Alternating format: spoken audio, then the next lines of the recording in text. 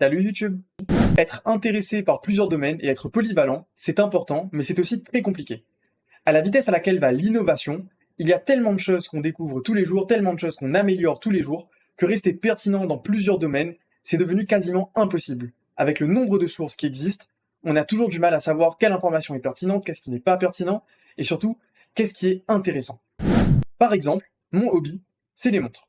Je m'intéresse beaucoup à l'horlogerie, aux dernières techniques, aux dernières innovations. Évidemment, je ne suis pas un expert du domaine, mais j'aime bien voir les dernières montres, les dernières choses qui sont sorties. Et à chaque fois que je vais voir ça, je tombe sur des promotions, du marketing de montres qui sont sorties il y a 1 an, 2 ans, et ça m'intéresse vraiment pas. Moi, ce que je veux, c'est voir les dernières innovations et les choses utiles. Alors j'ai décidé de mettre en place ma propre automatisation afin d'avoir ma propre newsletter sur les domaines qui m'intéressent vraiment. C'est parti pour une démonstration. Je vais lancer mon workflow qui va aller récupérer les informations de différentes sources, qui va récupérer les informations les plus récentes, puis va faire une opération un peu particulière, c'est-à-dire résumer les articles et faire des choses qu'on verra un peu plus en détail juste après, dans le résultat. Et voilà, j'ai mon email de réponse. Ici, j'ai un résumé des différentes choses qui sont présentes ici. C'est les articles, donc je peux rejoindre l'article en cliquant sur le mail. J'ai un résumé de l'article et pourquoi ça m'est utile. C'est un truc qui m'intéresse vraiment dans ma newsletter, ça me permet de savoir quelle information je connais déjà, qu'est-ce que je ne connais pas, et qu'est-ce qui va donc vraiment m'intéresser dans tous ces articles qu'on me propose. Ensuite, j'ai des idées de post LinkedIn, c'est ce dont je vous parlais juste avant, mais ça on verra ça un peu plus en détail juste après. Maintenant, je vais vous expliquer un peu plus comment j'ai agencé tout cela et comment vous pouvez le refaire vous-même de chez vous. Ici, on a un schedule trigger qui va nous permettre donc de lancer le workflow à intervalles réguliers, donc une fois toutes les semaines à 7h du matin. Ensuite, on a nos sources RSS. Ça, vous pouvez le demander à des intelligences artificielles, et ensuite vous pouvez tester vous-même les sources, et il y a même des blogs qui vous donnent des sources RSS. Une source RSS, en fait, c'est un truc qui va nous permettre de récupérer le contenu d'un site, si le site nous donne un flux RSS évidemment, via un chemin un peu particulier. On fera une vidéo sur les flux RSS si ça vous intéresse, évidemment. Ensuite, on va merger tout ça, donc regrouper tout ce que va nous donner ces sites dans un seul résultat.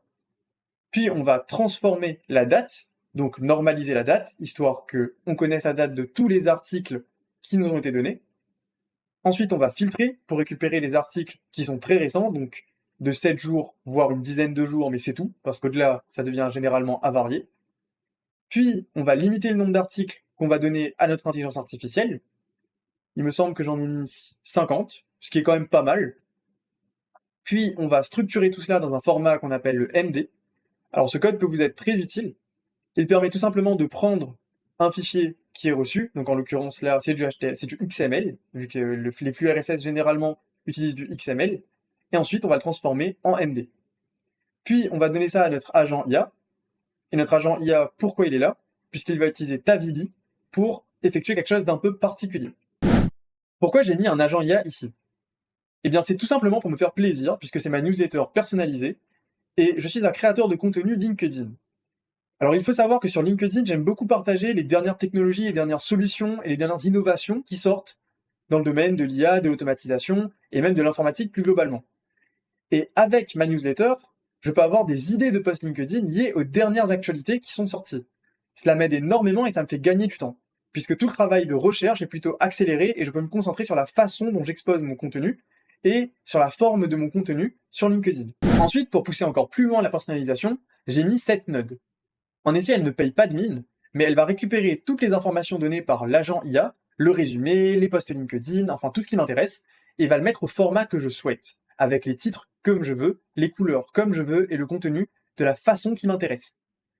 Comme ça, quand j'arrive sur ma newsletter, je n'ai pas à chercher longtemps, je vois ce que je veux au premier coup d'œil, et si je veux lire un peu plus, je vois ce que je veux de la couleur que je veux.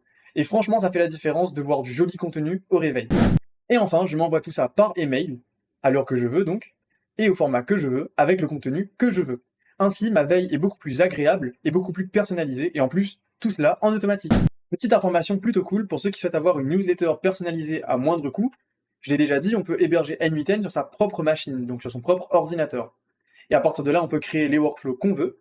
Et donc, pour ne pas payer le modèle, vous pouvez utiliser OpenRouter Chat Model, qui fournit certains modèles gratuits.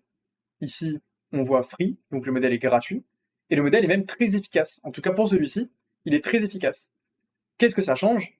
Ça veut dire que vous n'avez pas besoin d'héberger le modèle sur votre machine, notamment si elle manque de puissance, et vous n'avez même pas à payer le modèle, donc c'est comme si vous aviez une IA gratuitement. En fait, c'est le cas.